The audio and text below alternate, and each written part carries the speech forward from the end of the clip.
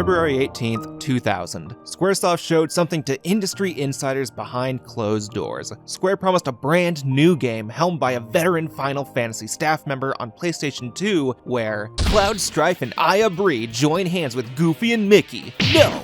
We're not kidding. They're just wrong. Slowly, over the course of the next 2 years, Square drip-fed more and more information about this strange game. No one knew what to expect from such a strange title. Then, after Final Fantasy X and a lot of Sony money brought the company out of near bankruptcy, expectations for this strange experimental title went up drastically. Expectations that it thankfully hit. It received nearly universal praise, appealed to those of many age groups, and went on to attain 10th place for most sold PS2 games. Tetsuya Nomura and his team gave Squaresoft a new series that could rival their own Final Fantasy series. However, that's not where my story with the series started. It started for me in a pretty average way. My dad came home from work with a new game he planned to play on his PlayStation 2. He saw some ads that piqued his interest because the developers who made one of his new favorite role-playing / fake sports games had their logo on the box. He also knew that my mom would let him play it in front of my brother and I because, look, Donald and Goofy appear on the cover. He got in trouble for GTA 3 already. So eventually, after watching him play it, my brother and I played it for ourselves, and it blew away any other game we had played in scope. Like typical 5-year-olds, we played through it at a 0 degrees Celsius speed. But since we only had a few other games to play at the time, we eventually got through it in some amount under a year. It became a big example of a game the three of us could bond over. We weren't old enough to play the new games he got into like World of Warcraft or Mark of Creed because of all the reading or blood, while the games we played were either ones he had already played years ago or was aimed at a younger audience that he no longer landed in. Kingdom Hearts, leading to Final Fantasy, Jak and Daxter, and after a few more years World of Warcraft were some of the big games we could bond over during my brother and I's younger years. Additionally, back then, anytime a sequel to a game came out, we'd sell the first title to afford the sequel. But Kingdom Hearts was the exception. After the long wait for Kingdom Hearts 2, we bought it and kept the first entry because it was that special. Then, after completing KH2, considering it peak, we all became hyped up for Kingdom Hearts 3 on the PlayStation 3. As time passed, however, Kingdom Hearts 3 still had no information. My brother and I played 358 over 2 days on DS, and then I played Recoded, but Birth by Sleep releasing on PSP made me not lose interest, but had me divert focus elsewhere. I have never owned a PSP, so my only experience with games on the system comes from ports or emulation, which at the time had major issues. Because of this, I had some new extreme FOMO with the series. I knew only a few things about an integral part of the story that only got exacerbated with Dream Drop for all the reasons I talked about before. And so my interest shifted, especially to the new Square Enix project with gameplay that looked mighty close to Kingdom Hearts.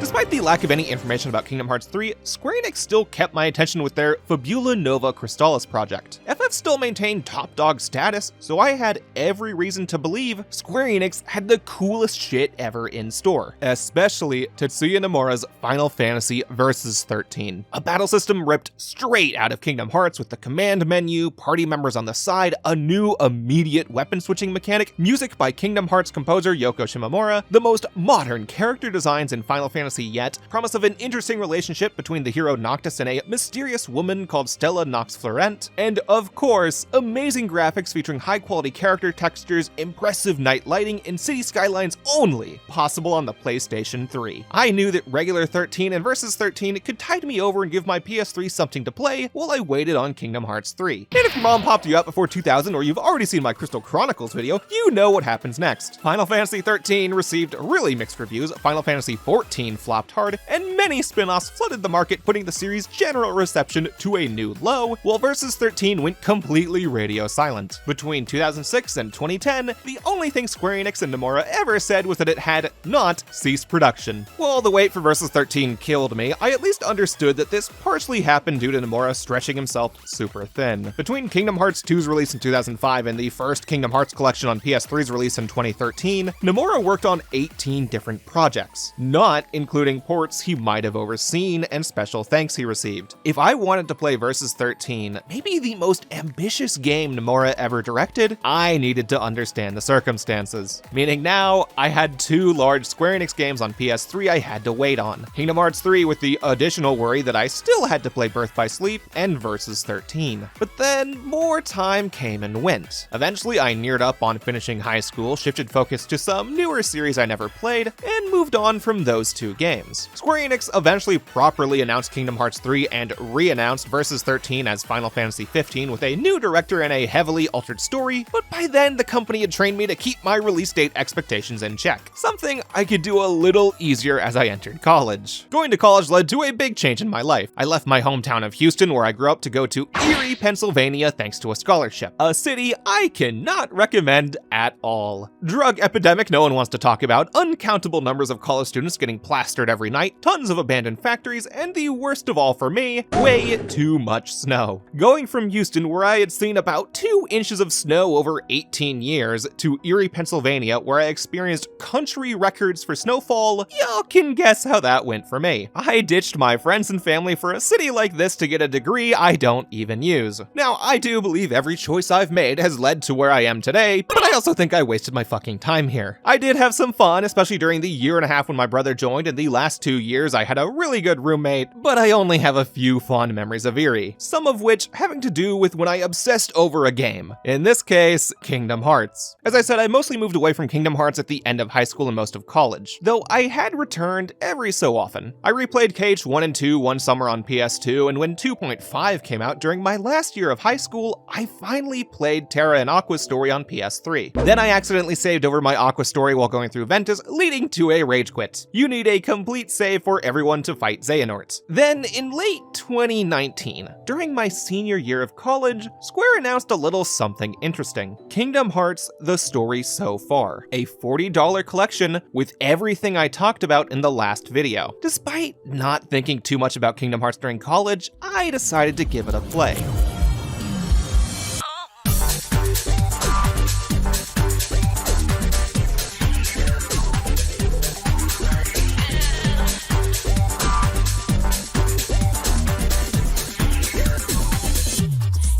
Over the next 2-ish months, it all came back to me. Why I fell in love with the characters, the journeys, why I waited patiently for so long. Playing through that collection struck a nerve with me. Finally beating Birth by Sleep as all characters not only gave me a greater appreciation for that game and Dream Drop, but elevated Terra to one of my favorite characters in the series. Then, playing 0.2 made me realize I fucking need Kingdom Hearts 3. I immediately pre-ordered it and started looking at every pre-release interview. Info on the gameplay, worlds to see, accidentally seeing parts of the ending because the KH team can't properly make a trailer to save their life, and most puzzling, Nomura's sentiment. Of course, Nomura said a lot in the lead up to Kingdom Hearts 3. Some a little less consistent than others, but he had one that never changed. Many interviews asked him how it felt to finally finish the Kingdom Hearts story, and he always said some variation of Kingdom Hearts 3 ends one story, and it begins a new one. So to me, nothing has stopped. I had no clue what he meant by that. It only grew my curiosity. Even if I had forgotten about the series over time, I suddenly felt the 13 years of waiting pierce my heart. I only had to wait about 2 more weeks for January 29th, 2019.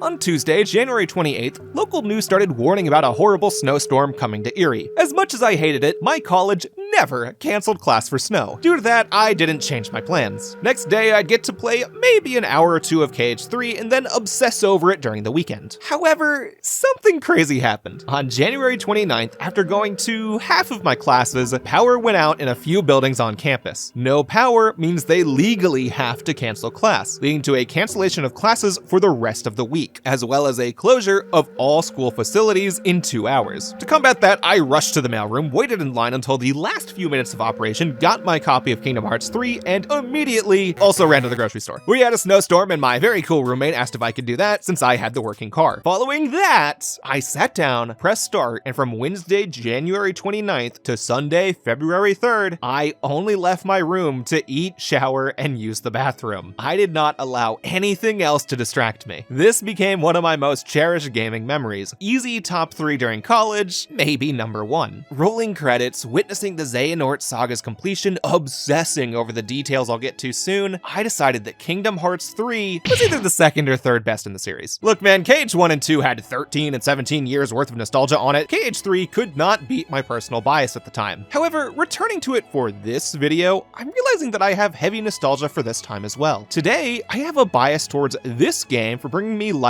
during a time when I felt down. You may think I've wasted time sharing this story, but truly I think I had to, because you can't look at Kingdom Hearts 3 from an objective standpoint.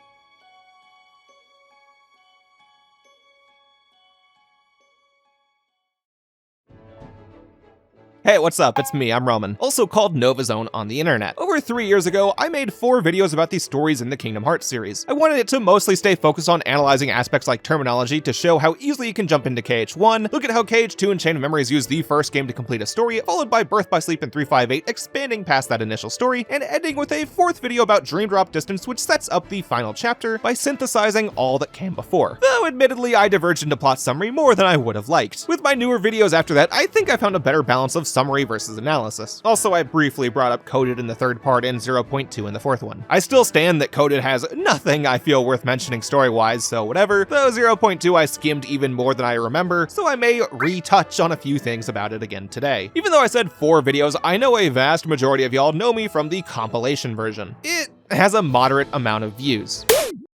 Yeah, I did not expect that to happen. As someone with around 900 subscribers, I made all 4 of those with the idea that whoever might view them knew a few things about Kingdom Hearts or watched someone else's video before mine. As such, I skipped a few of the more well-known facts of the series. If I knew that I might grant some people their first exposure to KH, then I may have written a few things differently. Though that did help me start figuring out one of my writing rules where I pretend I'm sitting in front of both someone who has never engaged with the subject and someone who has experienced it. I think that prevents me from saying too many dumb obvious things or boring newbies with the most minute detail that means nothing to non-fans. Real mega fans of whatever game I discuss move over to subject tubers that laser focus on a given content anyways, which my ADHD prevents me from ever becoming. I hyperfixate for a month or 2, then move on. Said ADHD made continuing the KH videos after Dream Drop kinda tough. Back then I balanced the video production with work and grad school. I did not have time to work on that Dream Drop video. I got parts 2 and 3 out during the summer, took a break for a dumb little Alex Kidd video I have a soft spot for. Fun fact, I only made it because I shouted the title while my friends watched me play it, and then only had enough time to slowly inch through that Dream Drop video, which meant in total, I had Kingdom Hearts in the back of my head for over a year. On its own, not bad, but those videos perform badly analytically. My Mega Man videos did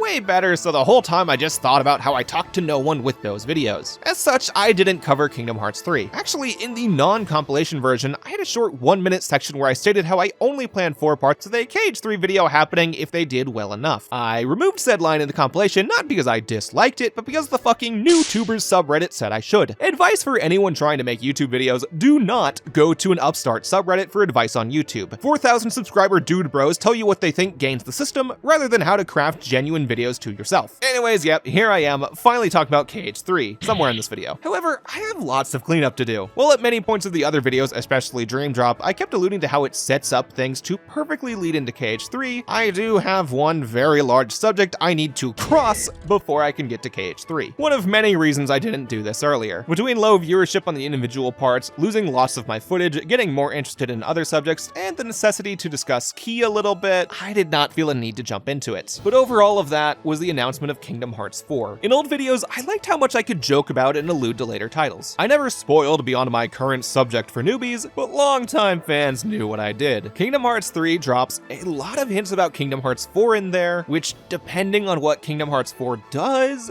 can potentially change the quality of 3 retroactively. Because of that, anytime I felt like responding to a comment asking about KH3, I used the KH4 excuse. Sure, I had like 5 reasons, but people react better to a single answer. However, quite a bit of time has passed with no news of Kingdom Hearts 4. I gave the waiting for KH4 answer so often because I had a strong conviction that by the end of Tokyo Game Show 2024, Square may bestow upon us a release date. By that, with a Sonic the Hedgehog video performing badly after my hiatus, a friend playing KH2 for the first time, and beating Final Fantasy XV for the first time, I had an urge to return to the Keyblade Boys journey.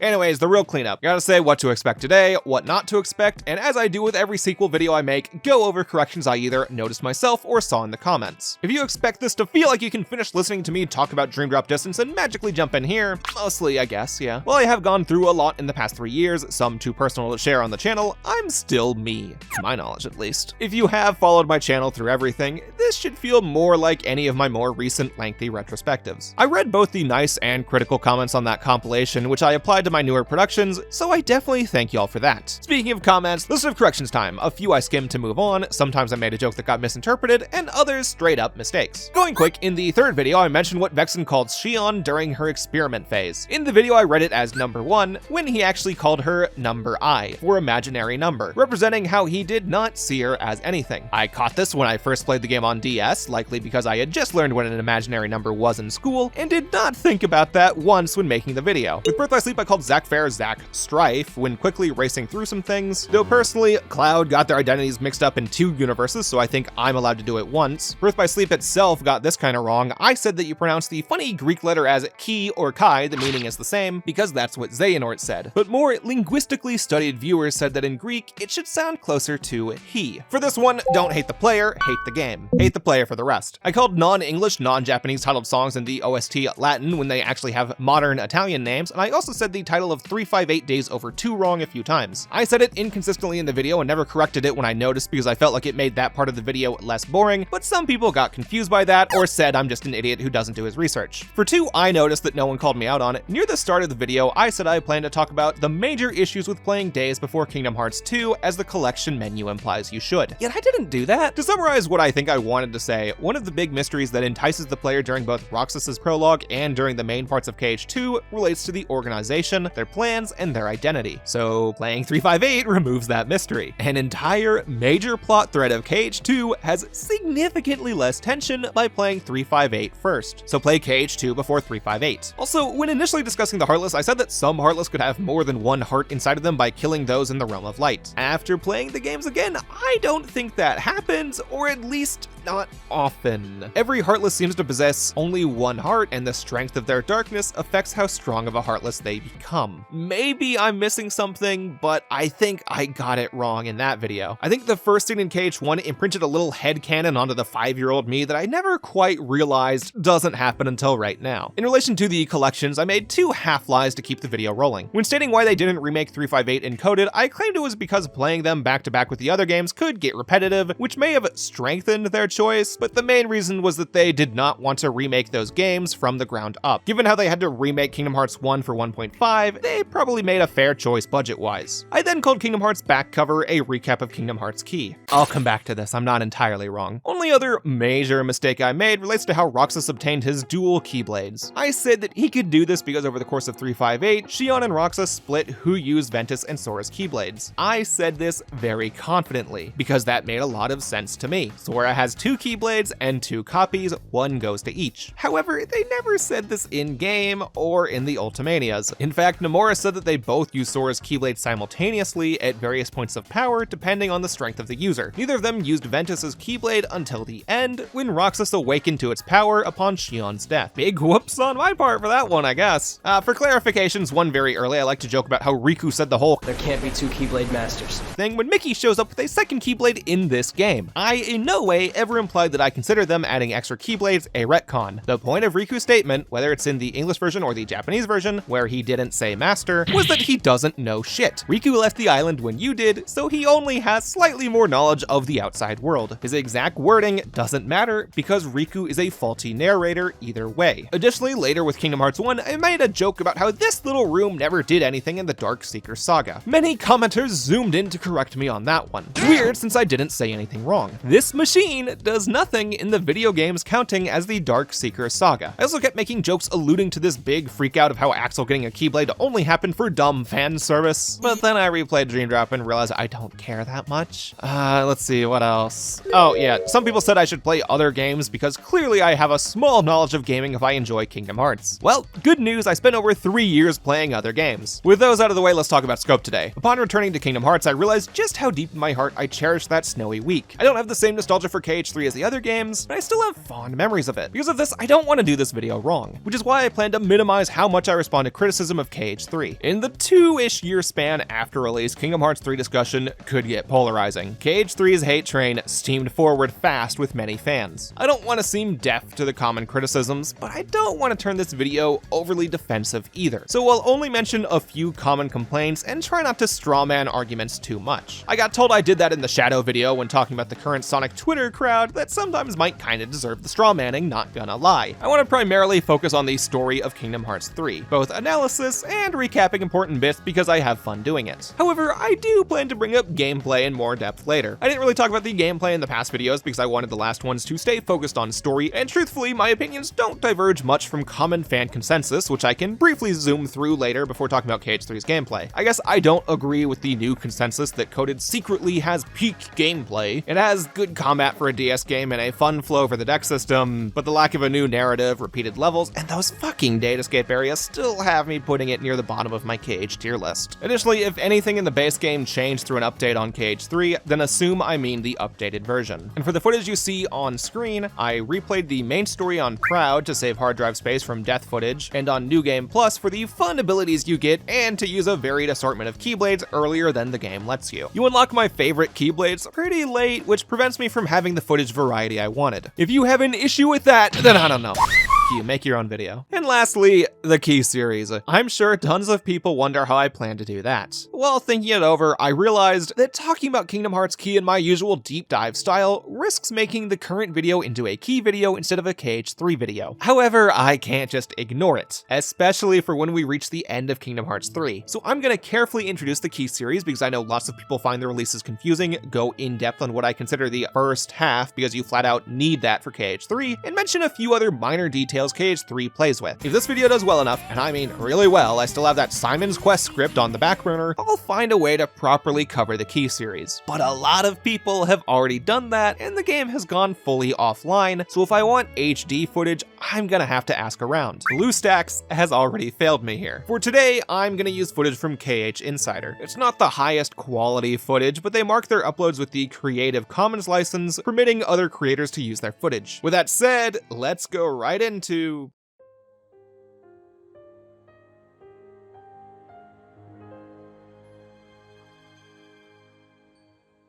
So back in the late 2000s and early 10s, before Square Enix had the opportunity to throw a bunch of dead franchises or titles with lots of potential onto mobile devices, they started pushing for their popular series to have Flash games on Facebook and other web browser sites since the Web 2.0 boom made that look like a good new service to focus on. Barring any fan preservation efforts, I believe every browser game Square made during this period has gone offline, including our main subject, Kingdom Hearts Key, the first of the Kingdom Hearts Key series, a series of Kingdom Hearts materials taking place a nondescript very long time before the other Kingdom Hearts games. When Square still updated the app, I headcanoned multiple thousands of years ago, though through comments Nomura said a few years ago, it might land more in the 200-300 years ago range. We're still missing the important link, but either way, that's irrelevant for today's discussion. I wrote that sentence before Missing Link got cancelled. The Key series effectively consists of 3 parts with an extra one attached as seamlessly as a tumor. First, we have the original Japan-only Facebook game, Kingdom Hearts Key. Here you play as a self-insert Keyblade wielder going on Disney adventures who, for most of the runtime, does not perform anything very consequential. Then we got Kingdom Hearts Key Back Cover, a short film bundled with Dream Drop Distance and 0.2 on the 2.8 disc. I initially called it a recap movie in my old video just to speed past it since I wasn't going to talk about it, but that's not exactly true. Back Cover shares events from that same time period as the Facebook game,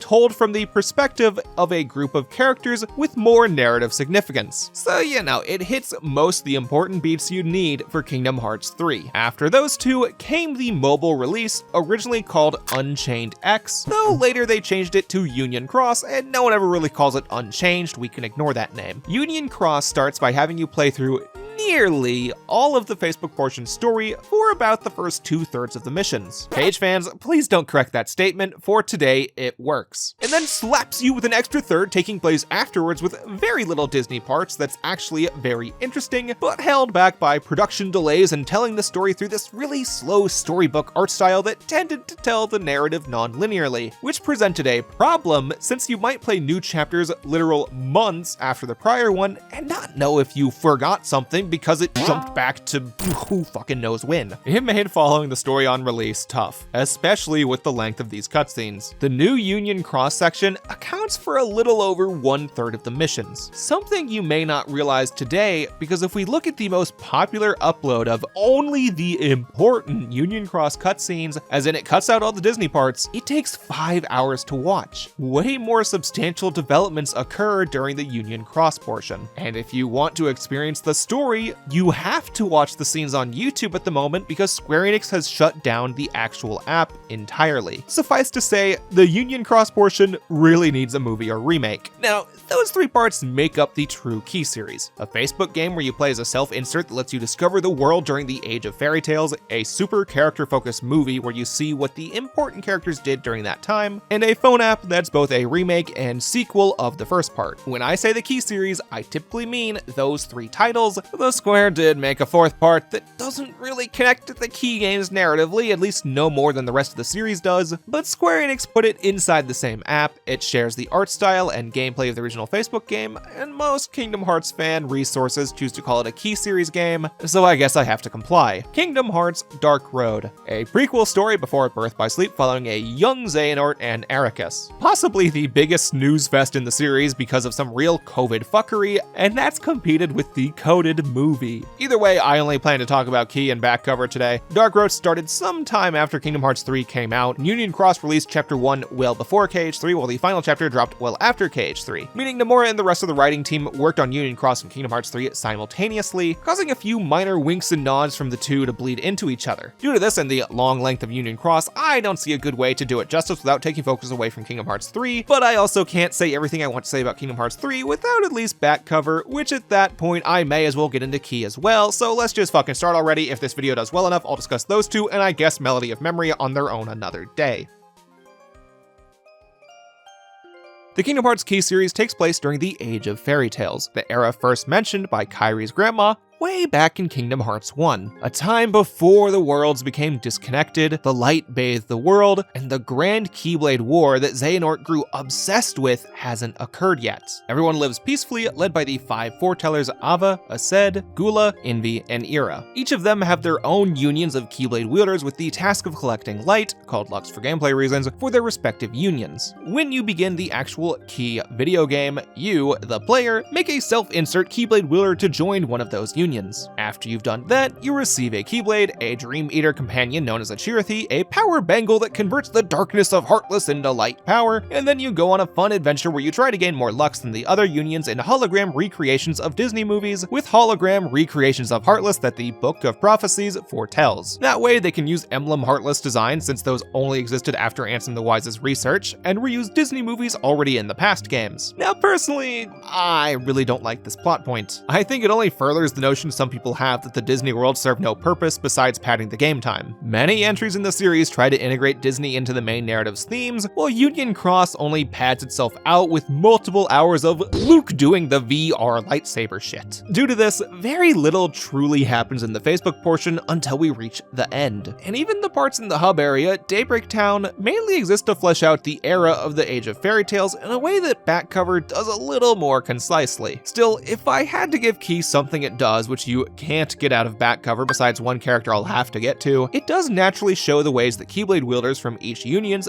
view their fellow wielders pretty well. Whenever you go back to Daybreak Town, your character might meet up with people from the same union who they instantly have some kind of bond with. Maybe you see some friendly rivalry between those of opposing unions, and sometimes union members reach across the aisle to find friendship. It lets you see the day-to-day joy Keyblade wielders have during this supposedly perfect light-filled era, despite the impending bring darkness we know comes soon thanks to Kairi's grandma's story. A darkness known more by the foretellers over in back cover. As the name implies, back cover follows the story of Key from the perspective of those in the shadows, meaning the foretellers. While Key focused on world building, back cover gets knee-deep into the character of the foretellers. We learn about their purpose, worries, interpersonal conflicts, and the smallest glimpse into their backstory over the course of the film. Before they began the unions, they studied with a sixth member named Lushu under the tutelage of a master titled the Master of Masters. If they fucking reveal that this man had a master other than Nomura himself, I'm gonna flip. Mom here has stolen the title from Backwards Disney and Anagram Square to become the new oldest Keyblade wielder ever shown in the series. He trained his 6 apprentices in how to use the weapon, with him giving a little extra favoritism to his boy Lushu by letting him have his greatest invention of all time, the black coat. The Master of Masters is a pretty interesting scrunko. Discounting some Disney characters, Kingdom Hearts has never given us a dude this unserious. We technically only see him during flashbacks where every time he shows up, he creates something to give his apprentices like the Chirithes or assigns them with their unique roles. Roles which somewhat relate to his most infamous invention, the Book of Prophecies. Mom wrote the bop which foretells of the events he's seen in the future. Since he already knows what the future holds, this likely leads to his unserious demeanor. Mom already knows what comes next and how to lead to it, so he doesn't feel the need to stress about it. As long as he tells his apprentices their roles and give them copy of the book shall not have error. So he gives Ira, the serious and reliable unicorn, the role of leading the foretellers if the master disappears. Aced, the large, powerful, thick-headed bear, his role to support Ira at all times. Ava, the normal, ooh-woo, cute, nice girl, receives the task of creating an extra 6th group of Keyblade warriors with the strongest hearts to survive and spread light after darkness overtakes the land. Envy, the underdeveloped snake, needs to make sure the foretellers don't fight against each other. Mom informs young Gula that one of the other apprentices betrays the others, so with the help of a lost page the other foretellers don't receive, he needs to figure out the traitor's identity. And then Lushu earns a special role the others do not learn about, so we'll come back to him later. To aid the foretellers in their task, all but Lushu earn a copy of the bop. Using their books, the foretellers learn about something pretty scary, the Keyblade War. The Key series makes the Keyblade War into a big anchor moment of the overarching narrative between the 3 titles. Key on Facebook ended with it, Union Cross's new narrative takes place after it, and everything the main 5 apprentices do in back cover comes from their fear of it. Only the 7 of them know of the inevitable war, and the Master clearly stated that they can't prevent it. Then, after the Master vanished,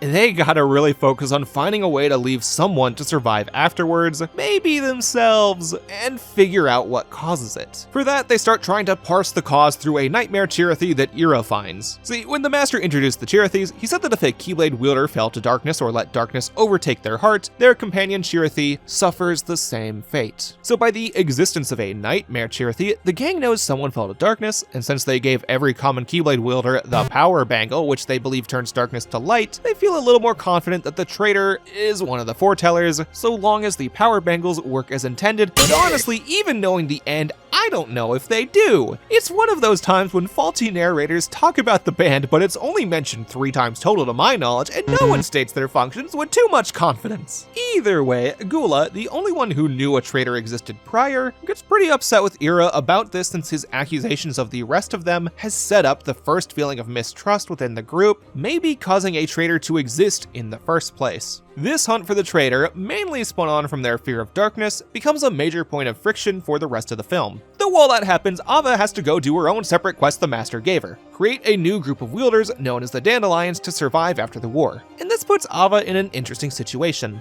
Of all 5 foretellers, Ava's the one who appears the most in the phone game story, making her into somewhat of a bridging character between the Key story and back cover. During a majority of Key, you don't know about the mistrust growing between Union leaders, while Ava shows up to do some ooh-woo girl shit with the player and 2 other named characters, Scold and Ephemer. Likely due to the task the Master gave her, Ava cares the least about the Keyblade War. She still fears it and really does not want it to happen because that means dying, but her role hinges on the war occurring, and I think that gives her less hope of preventing it. She's more so accepted that she needs to keep the light going through her Dandelion's union than the other 4, and that does make sense. Ava's role technically has a more set-in-stone endpoint than the others. If she gets the Dandelions past the Keyblade War, she succeeds. While Ira, Aced, and Envy's roles all rely on supporting each other in a vague way that could go on infinitely, and Gula has to stay focused on finding the traitor. traitor, even if the traitor wins. It makes Ava into probably the most recognizable as the hero of the five, though she really sucks at keeping everyone together. Everyone else has their big fights while Ava just shouts, I don't want to fight. Like, you're not fixing anything, bitch. She just cannot pick sides or convince anyone to help each other. Now, while I just blazed through a lot of things really quickly, let's back up a little to some key specific things. I brought up Scold and Ephemer, and I think we should look at them because their introduction starts up Key's actual story. After your player spends over 300 missions hanging out in VR chat with the crows that say words you're not quite sure they have the pass for from Dumbo, he meets Ephemer in Daybreak Town. While Ephemer joined a different union from player, and yes, he does say this for any of the five you pick, he really doesn't care much about the competitive aspect of Lux Gathering, resulting in Ephemer befriending the player quickly. With his newfound trust in Ephemer, player lets him know about a weird room he saw in a dream, leading to Ephemer promising to help player out with finding it. However, once they find the entrance, Ephemer stops the duo before they proceed. He promises the player they can go together the next day. He doesn't show up. We only get the reasoning behind his sudden change of heart by looking at back cover. There, we witness a scene where Ephemer tries to cheer up Ava, who feels disgruntled with the Master's decision that the unions have to compete for light rather than work together. And while neither title directly states this, we can assume from their slight familiarity that Ephemer has a closer relationship with Ava than the other common Keyblade wielders, and seeing her upset drove his decision to ditch the player. While player then goes on to do a few missions with this girl named Scold, who used to quest with Ephemer. The two of them later hunt for Ephemer, eventually leading to them finding Ava, who reveals to the player that she not only enlisted Ephemer into her dandelions, but gave him a special task to stay as far away from the impending Keyblade War to ensure his survival, and then extends the same invite to Scold and player. An invite Scold takes with little hesitation, while the player wants more time to think it over. By this time, the player of Key has already witnessed a scene where Aced and Ira battle, so the common Keyblade wielders know something bad may arise soon. It leaves the player with some inner conflict, not helped by Scold wanting him to join the Dandelions so they can survive and meet Ephemer again. Now back to the cover. After they discover Chirithy, the film swaps between scenes in the past where the Master presents everyone's role in greater detail, and ones in the present where the five of them try to suss out the traitor. Their actual sussing goes about the way you expect, just moments of, oh, I think you're the traitor, followed by, but I saw him performing his tasks, meaning he can't betray us, on repeat a few times. They legit go about this the same way you and your friends go about Among Us. Instead of crafting a well put together mystery, that's for Union Cross, the story's appeal comes from the inner conflict the foretellers have in fulfilling their roles for their master, while also trying to live with knowledge of their impending demise. For example, with Ira, he knows he needs to keep the foretellers together as a connected group, lead them to keep the light going strong. However, by bringing up the possibility of a traitor, he puts that first bit of mistrust into the rest of them, especially Aced,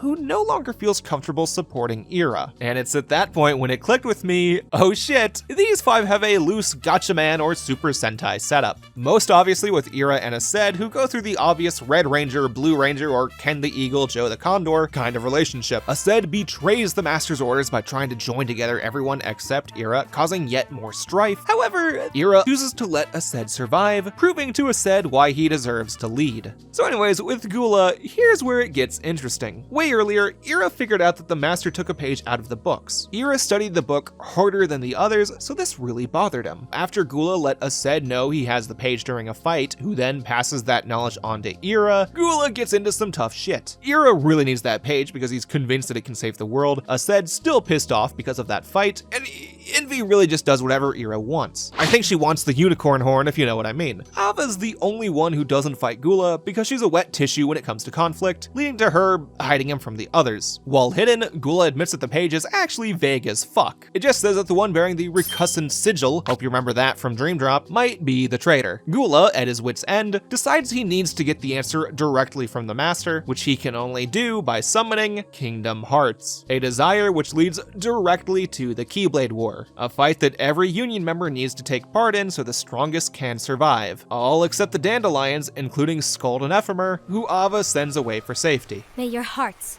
be your guiding key.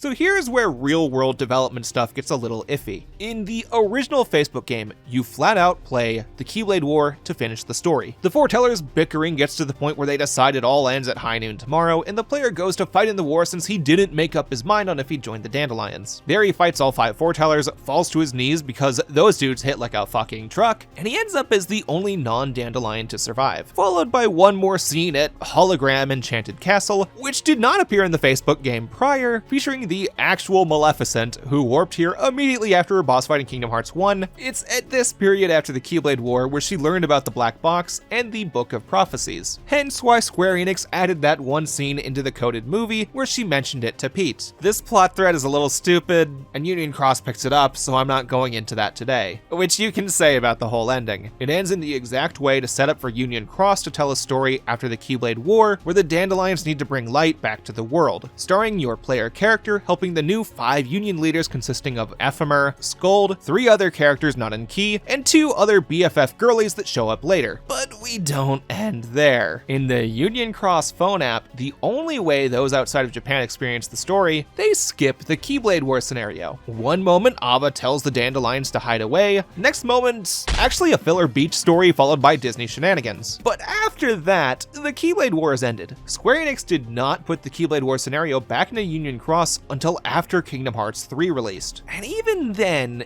you needed to know they put it in. They did not add these missions to the main mission numbers, so many players, I am projecting here, did not know they put this in. Kingdom Hearts fans, again projecting, thought they purposefully skipped the Keyblade War to keep the mystery going for Kingdom Hearts 4 or something, when in reality, they kept it mysterious in Union Cross's story for a reason I'd have to keep for the Union Cross discussion. Either way, that's where I end with Key and back cover. Ava directed the Dandelions and how to survive the Keyblade War, player survived it on his own merits, Gula caused Kingdom Hearts to appear after feuding with us at an era, while Lushu, fuck, I forgot Lushu, this is the important part. Lushu is probably the most interesting of all the apprentices. During Key itself, a 6th apprentice is mentioned briefly near the beginning when it introduces the 5 foretellers, yet never brings them up again until the Keyblade War scenario, when player and Scold confront Gula for a few questions. Lushu has completely hid himself, because the Master of Masters required him to hide. Unlike the other 5, Mom did not give Lushu a Book of Prophecies, because he had the role to help write the tome. Mom gives Lushu a familiar-looking Keyblade called No Name that gives the Master knowledge of whatever it sees due to putting his eye near the tip. Ew!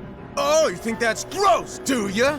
Mom calls this the Gazing Eye, and if you look closely at weapons used in other KH games, you can see it there as well. Because the Master doesn't just want Lushu to observe up until his death. He wants Lushu to pass the Keyblade to his apprentice's apprentice, and so on for as long as possible. This lets us know 2 things. For one, Lushu succeeds in his role, but also, we, the ever-observant players that watch NovaZone videos, get this new feeling in the back of our minds that, oh shit, the Master of Masters knows every event from the other games. Double meaning, with Xehanort having the no-name Keyblade himself, Mom has seen Xehanort's shenanigans and chooses to make sure nothing gets in the way of that happening. If the Master has an all-important reason for Xehanort, and by extension Sora's journeys, we have not seen it yet. For now, the Master sends Lushu off with the no-name Keyblade and a black box he has to protect, yet never open. Thankfully, Mom feels nice enough to tell Lushu the contents in a tiny little whisper so the microphone can't pick it up. From then on, Lushu and Mom only observes the foretellers fight, the Keyblade War, Union Cross's events, and the entire Dark Seeker saga by eventually passing the eye on to Xehanort. May my heart be my guiding key.